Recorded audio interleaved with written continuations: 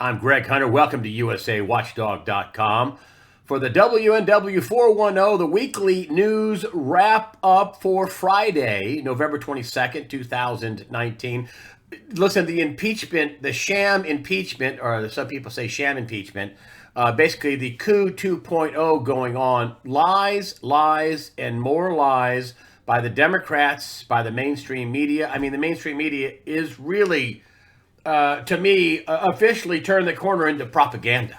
Let's just go with the propaganda of the Drudge Report. They're a bunch of weasels. They used to be, at least try to tell the truth. Here, this lie in the middle of the page, and they left it up all day on Wednesday. Ambassador drops bombs, followed by president's orders.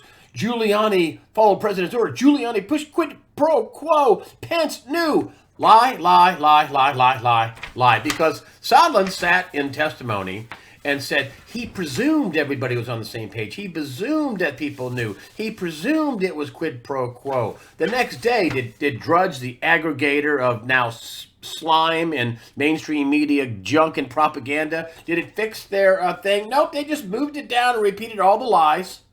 Just moved it down. And so, all the mainstream media players just turned into a propaganda machine. Shifty Schiff, the chairman of the hearings, the impeachment scam, sham, 2.0 coup, actually had a bathroom break and went out and put out Sondland's written piece and had all these headlines, made all these tawdry comments, and then they went back in. And when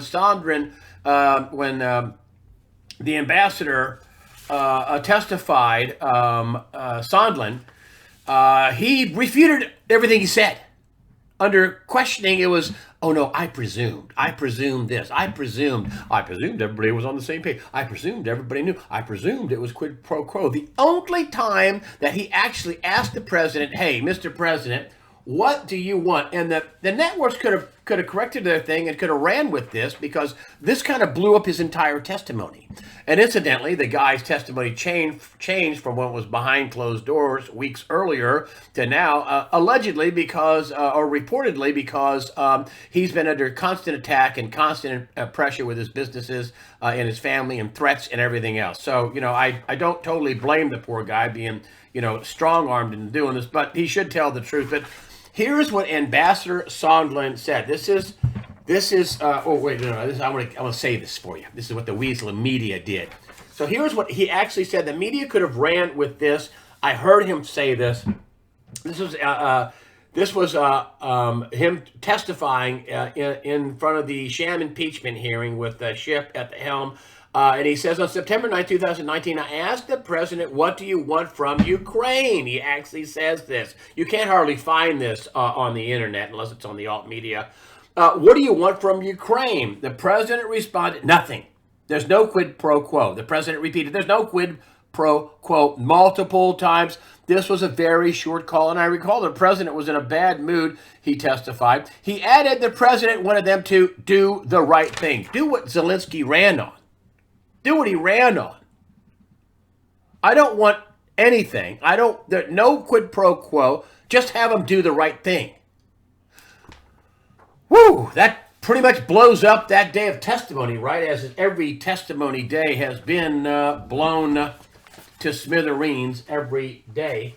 And then the mainstream media, ABC, NBC, CBS, CNN, New York Times, Washington Post, all of them, just a bunch of weasels, and they just repeat a lie, and then they just never correct the lie. I mean, that's propaganda, folks.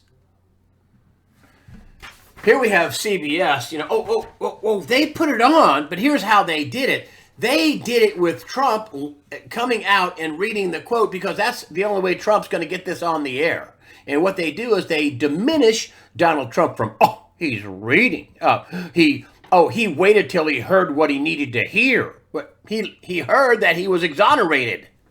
Here's how CBS played it, the weasels. They could have simply played the clear, clean, the Congressional tape. Instead, they have him outside getting ready to go on the presidential helicopter. I think it's Air Force Two, This is what CBS, this is CBS, quotes Sondland, quoting him, I wanted nothing. I want no quid pro quo. And it's so drowned it out and so everything else. So instead of the actual quote from Ambassador Sondland's congressional testimony, they used Trump's. CBS basically was trying to devalue the testimony on purpose because it blows up their propaganda frame job. This is a common tactic that day in the MSM. They got the president reading Sondland's quote. Why don't you just go to Sondland? Saying, the president told me he didn't want anything. Yeah, he just wanted them to do the right thing. He didn't want any quid pro quo. Actually used the term quid pro quo. Why in the world are they fighting this hard? Why in the world are they lying? And the mainstream media, remember, there was a media leak strategy. Remember that. Please remember. There was a media leak strategy, folks. This is what, I've told you this before. This is what Lisa Page and Strzok at the FBI were talking about. You've seen this over and over again. You saw it again in this case where, I think Vindman leaked things out to Politico to get the impeachment ball rolling and the, all that going. That's, the media leak strategy. Media is they're totally in bed with the DNC and the globalists. I mean, there's not even an ounce, a shred of integrity in the legacy media. And they think people are going to keep watching this and keep paying for this. Whoa. Unbelievable. They're fighting so hard because, now we find out that Horowitz is going to release the FISA investigation, which supposedly, according to Jason Chaffetz, it's nearly 1,000 pages. It's going to be more than just FISA. You saw what they were doing with their informants. I think that was another FISA report that already come out, and some of the paid informants were child molesters at the FBI. Yeah. But that's coming out December 9th, and Lindsey Graham we're going to find out what he's made of. He's going to be bringing people in to testify. One of them is this guy, Giuliani. Giuliani's out with a story. Here's why they're fighting so hard. Giuliani explains massive pay-for-play Soros-Ukraine scheme facilitated by U.S. diplomats. Uh-oh. Ooh. You think that only happens in Ukraine? You think this kickback pay-for-play scheme only happens in Ukraine? Yeah, I don't think so. Giuliani has been invited to the Senate to testify by Lindsey Graham on the Bidens and Ukraine. He has yet to accept that invitation. I hope he does. I think Lindsey Graham's talking about calling the Bidens in, especially after this little bombshell. Read along with me. Bombshell: Ukraine indicts Burisma Holdings owner, demands President Trump open probe into the Bidens and the Democrats. Now, according to Ukrainian MP Alexander Dubinsky, an investigator into Nikolai Zhechevsky's and Burisma fund, a link that reveals how money is siphoned from Ukraine, notably through Hunter Biden, who received $6.5 million, that's more than the people said he got, through criminal means and money laundering. That's their quote. This was in a press conference, folks. They say Hunter Biden received $16 million through, and this is the allegation, it's not adjudicated, through criminal means and money laundering. The son of Vice President Joe Biden was receiving payment for his services with money raised through criminal means and money laundering, Dubinsky said in a press conference. You wonder why they're fighting so hard? You wonder why that they are just absolutely going crazy? Burisma, the CEO, also got tagged allegedly, that he's been charged with $7.4 billion in money laundering with people, companies that had major Democrat connections, like Templeton Funds and advisors to Obama who were at Templeton Funds, top people. Not looking good for the Bidens, for the Democrats. You wonder why they're fighting so hard. Oh, and by the way, I just want to make sure we bring this up. You do realize that Bill Barr this year brought back the death penalty. I think it was July 25th. Bill Barr, the Attorney General, brought back the death penalty, the federal death penalty. Why did he do that?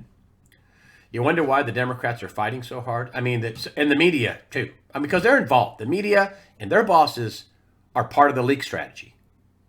That was something that with the FBI, Strzok and Page, talked about in no uncertain terms. That's also what happened with the FISA thing, getting the warrants and the judges. They would come in with these stories they leaked to their media weasel co-conspirators, and then they say, "Look, Your Honor, they're talking about it right here. Isn't that the wrap-up smear type strategy? We leak it, it gets reported, we merchandise it, and then we destroy people with it, right?" 7.4 billion in money laundering they charge related to with big Democrat ties involved here in America. The mainstream media, did they cover this? This is a vice president. This is a vice president's son. Isn't he running for president right now? Where's the mainstream media? They've turned into propaganda arm of the deep state, of the globalists. And the Democrats are basically globalist, deep state. So, folks, it's getting freaky. And, this whole thing with the impeachment sham, it just blows up every day. They were forced to bring this out into the light. Tom Fitton at Judicial Watch says, "I'm not sure they have the votes." Oh, well, that's what I think. I'm not sure they have the votes. Nancy Pelosi would have voted and got this thing right out, the impeachment inquiry right out, but it took her weeks to get a vote because I think she was arm twisting and head bashing to get a vote. She still didn't get all of her constituents to vote for him. 2 said no. And I think more are going to say no. I think they're watching this thing blow up. They're watching this turn into an absolute, a shift show, as they say. And it is, they're doing awful. You can't look at what's going on unless you want to count the propaganda, the lies, but you can't look at what's going on and think the Democrats are doing great. Nancy Pelosi can't be watching this going, "We're doing great." They're doing horrible. This is so poorly put together, so childishly, desperately put together. The Republicans are bashing holes in this thing right and left, and then we have stories breaking like that Giuliani saying it's a giant kickback scheme. Remember Giuliani? Giuliani's just an attorney for the president. Giuliani was a former top flight federal prosecutor in the Southern District of New York. That's where they put all the bad boys. In the Southern District of New York. And do you think he knows how to build a case on somebody? Do you think he knows what to say publicly that won't get him sued? Giuliani, that's what scares the daylights out of the Democrats. That's why in the hearings, they're trying to destroy Giuliani like he's done something wrong. Like he's going around the channels that are for the deep state and work with George Soros, and they wonder why that somebody like Giuliani is going around the State Department in Ukraine? Really? I mean, folks, this is getting freaky. And remember, President Trump warned about the economy being taken down. And I want to back up to a minute. This is going so badly for the Democrats that that's actually a bad thing. Why? Because this ain't working, folks. They're going to take this to the Senate. I've heard other people echo what I've been telling you about. This is going to go bad in the Senate. Oh, this is going to go horrible if this makes it to the Senate. And Tom Fitton says, "I'm not sure that they even have the votes to pass in the House, and I think they're losing votes every day." And I'll go one more for you. I think at some point Nancy Pelosi just may, I'm not even going to vote. I'm not sending this to the Senate. We'll see. And here's why that's a bad thing. Then what? Now what? Remember this executive order? Remember this executive order? Do we forget that the president is going after, human traffickers and pedophiles and people that do corruption, like the Ukraine thing? Maybe like that, like giant kickback schemes that are being uncovered in Ukraine. And then in that same executive order on December 21st, 2017, the president's worried about this. He's worried that these people that are involved in human rights abuse or corruption might take down the system. And he needs to, quote, protect the financial system of the United States of America, and calls it a national emergency to deal with that threat. The threat of these people who are involved in corruption and human rights abuse, that'd be pedophilia and sex slaves and things like that. He's worried that they might take the system down.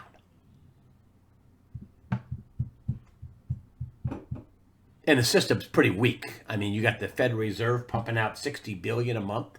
Nothing to see here. The repo market is lit up every night in the tens of billions, some 100 billion plus. Nothing to see here. Everything's fine. It's great. Things are going fantastic. I'll get to that in just a minute. Trump pardoned basically and restored the ranks and money for three service people that he thought were awfully attacked and prosecuted under the Obama administration. And so here we have, the mutiny. Navy brass set to demote Eddie Gallagher. This is a Navy SEAL from SEALs after Trump restored his rank. IG complaint accuses the admiral of contempt for the president. Oh, here we have Gallagher filed a complaint with the Inspector General for the Department of Defense about the handling of his case, among other charges and accusations. I'm going to get to the question. And accuses the head of the Navy SEALs, Rear Admiral Colin Green, of using contemptuous words against President Trump. Fill out an IG complaint, a whistleblower complaint. Flush him out early. Who does this admiral think he is? Which is why Donald Trump tweeted out, and I bet you this came with a phone call directly to his office from somebody pretty high up that said, hey, knock it off.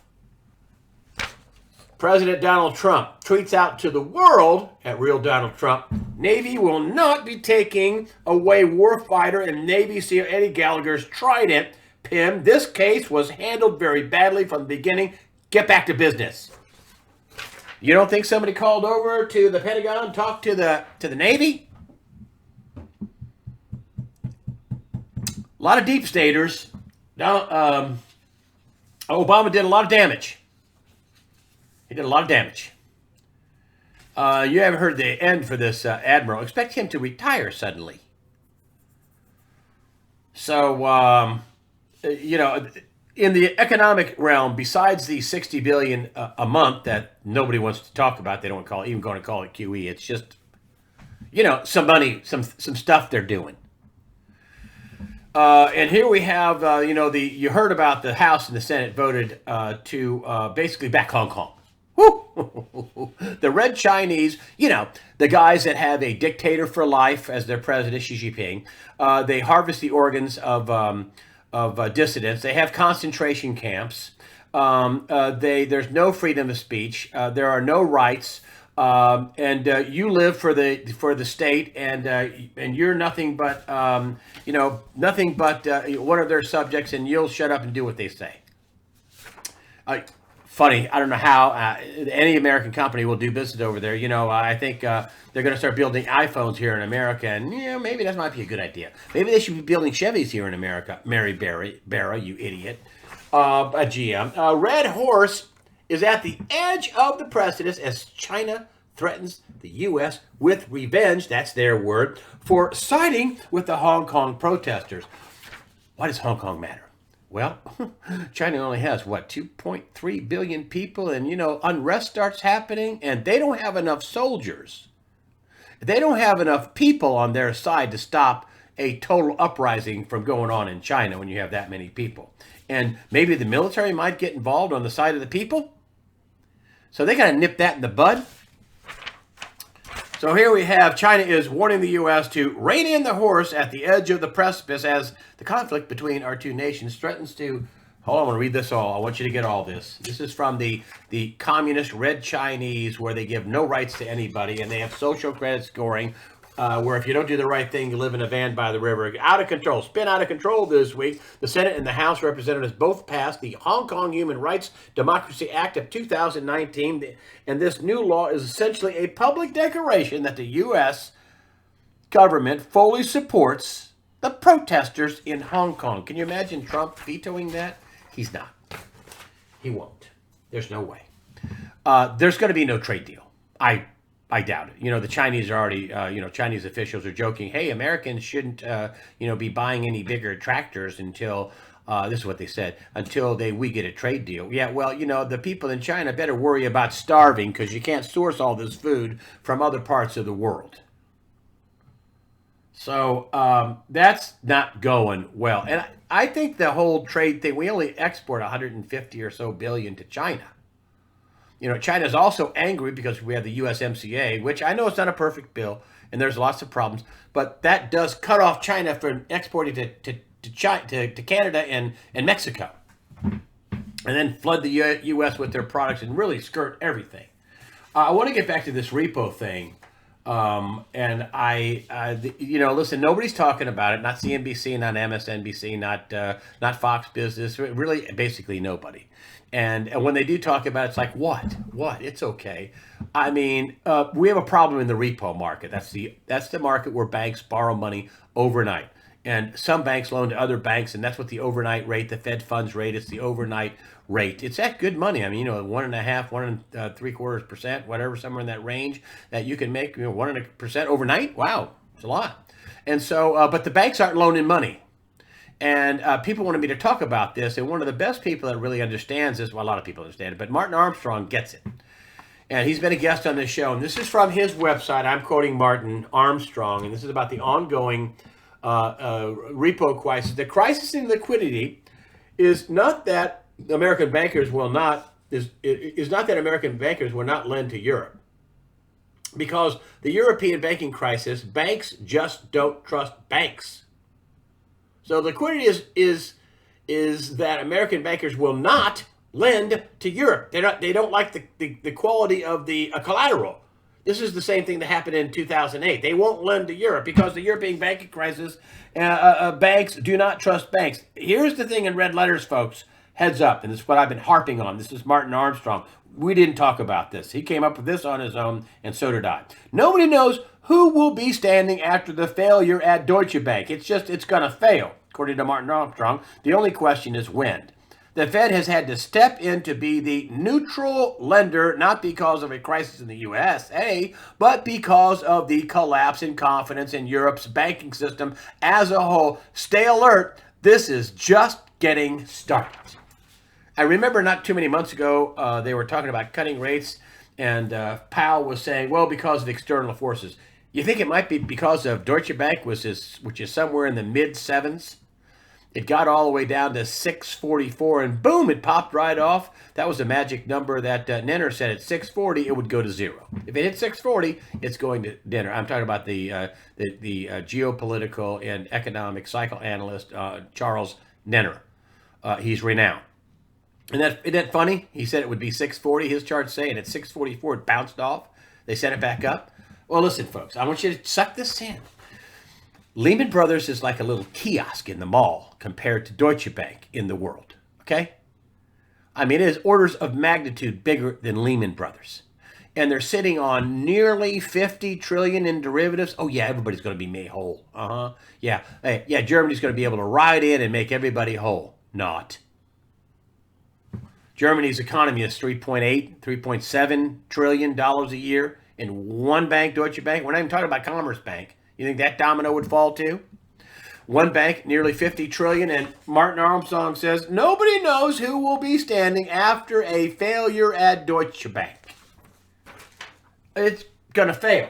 We just don't know who's going to be standing, he says. And so you have the Fed printing money like crazy. Now, the dollar's strong. It's basically the cleanest dirty shirt in the hamper. But, I thought it was very funny that Vladimir Putin, who I've never heard him say this before, and I'm not such a great fan of his. I mean, you can't have USA watchdog in Russia. You can't have Russia watchdog and say something nasty about the government because you'd last for about, 24 hours. Same thing with China. You can't have China watchdog in China because as soon as you say something about Xi Jinping, you will commit suicide with 2 gunshot wounds to your head. So, but here's what Putin says, and I'm just telling you, listen, I'm not trying to be a big worrywart or cause, people to freak out, but listen, Putin is saying U.S. dollar will collapse soon. He talked about using the dollar as a weapon. That's in the SWIFT system. That's where all these sanctions are all about.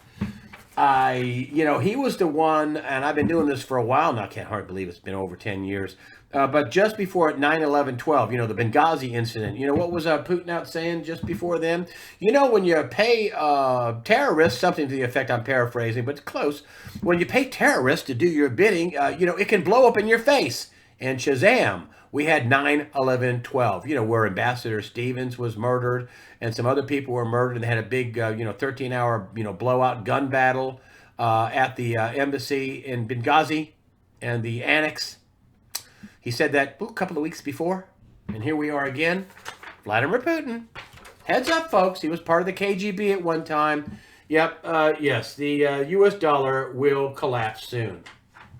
Now, a lot of people have made predictions about the dollar collapsing and the like, but things are not going well.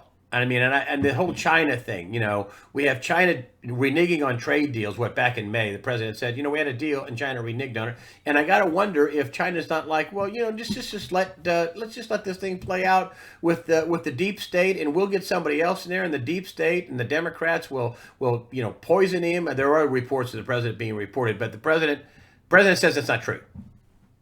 So, but listen, he has been attacked, and there have been threats on his life. That has happened, no question about it. Real threats, not just some people saying, I'm gonna hurt you, Mr. President, which is a felony even to say that. But anyway, but I wonder if China is just going to bide its time and let the economy crash or let the things go. I mean, they're talking about taking out reprisals on America, revenge.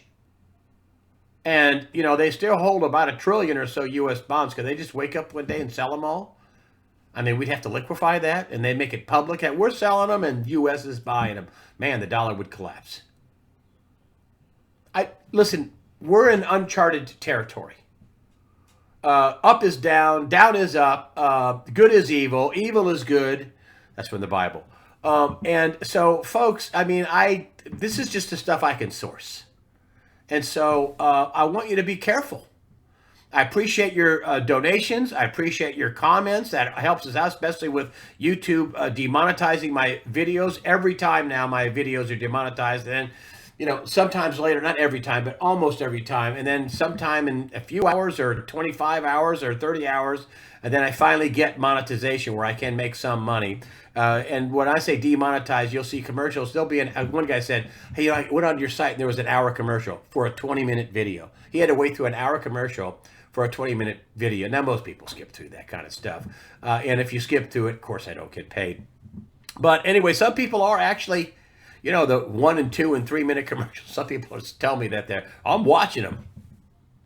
So, but I can't tell you to do that. So anyway, so I really appreciate your comments and your support. And remember, fear not. I'm telling you this stuff so you're informed, not fearful. Evil wants you to be afraid. They want you to be quiet. They want you to keep silent. They want you to be afraid. Don't be. Fear not. Prepare yourself mentally, physically, and above all, spiritually. Fear not. God the Father, Son, Jesus Christ, and the Holy Spirit are all firmly in control.